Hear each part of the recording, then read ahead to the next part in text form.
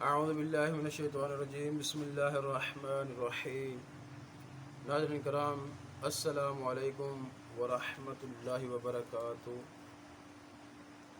ناظرین کرام، آج انشاءاللہ ہم نماز آیات کے بارے میں آپ کو بتائیں گے کہ نماز آیات کیا ہوتی ہے اور کس لیے پڑھی جاتی ہے اور کب پڑھی جاتی ہے۔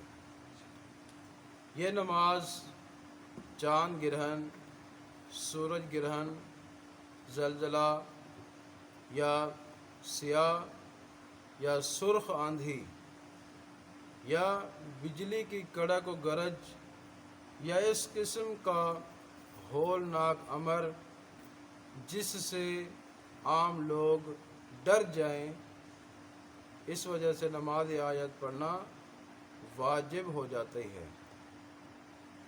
چاند گرہن اور سورج گرہن کی نماز کا وقت گرہن شروع ہونے سے اس کے روشن ہونے کی ابتدا تک ہوتا ہے، اور دیگر حادثات آسمانی کی نماز بھی اس طرح یعنی کہ اس وقت پڑھنا واجب ہے۔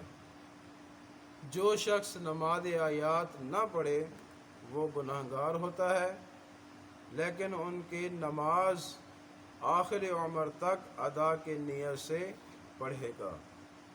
سورج گرہن اور چاند گرہن سے اگر بر وقت مطلع ہو گیا ہو اور عمدن یا سہون نماز نہ پڑھی ہو تو اس کی قضا بجا لانا اس انسان پر واجب ہے۔ اگرچہ پورا گرہن نہ ہوا ہو، لیکن اگر بعد کو مطلع ہوا ہو یعنی کہ اس کو پتہ چلا ہو اگر پورا گرہن ہوا تھا تو قضا واجب ہوگی، ورنہ قضا نہ ہوگی۔ ناظرین کرام، نماز آیات کے پڑھنے کے دو طریقے ہیں۔ پہلا طریقہ آپ ملاحظہ فرمائیں۔ پہلا طریقہ ہے کہ پہلے نیت کر لے کہ نماز آیات پڑھتا ہوں واجب قربتاً الی اللہ، یا نماز آیات پڑھتی ہوں واجب قربتاً الی اللہ۔ اس کے بعد سورۃ الحمد مکمل اور کوئی اور سورت مکمل پڑھے اور رکوع کرے، پھر اٹھ کر کھڑا ہو اور اسی طرح سورۃ الحمد اور دوسری سورت کوئی پوری پڑھے۔ اسی طرح 5 رکوع کرنے کے بعد دونوں سجدوں سے فارغ ہو کر دوسری رکعت بجا لائے اور ہر دوسرے رکوع سے پہلے دعائے قنوت پڑھے اور تشہد و سلام پڑھ کر نماز کو تمام کرے۔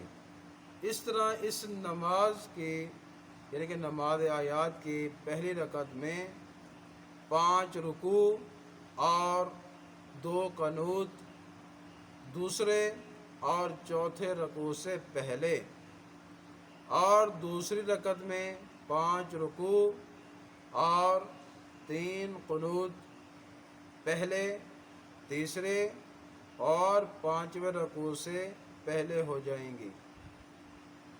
اس نماز میں کل 10 رکوع اور 5 قنوت ہوتے ہیں۔ یہ ہے نماز آیات کا پہلا طریقہ۔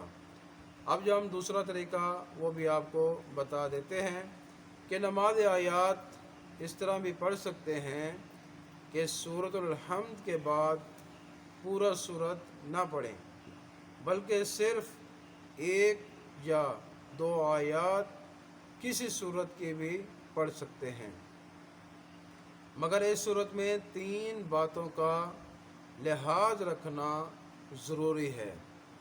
پہلی بات یہ کہ 1 رکعت یعنی 5ویں رکوع تک سورت مکمل ہو جائے۔ نمبر 2، جس قیام میں پوری سورت پڑھے اس کے بعد والے قیام میں سورۃ الحمد ضرور پڑھے۔ اب تیسری بات کہ پہلے قیام میں सूरत हम्द पढ़ना ज़रूरी है।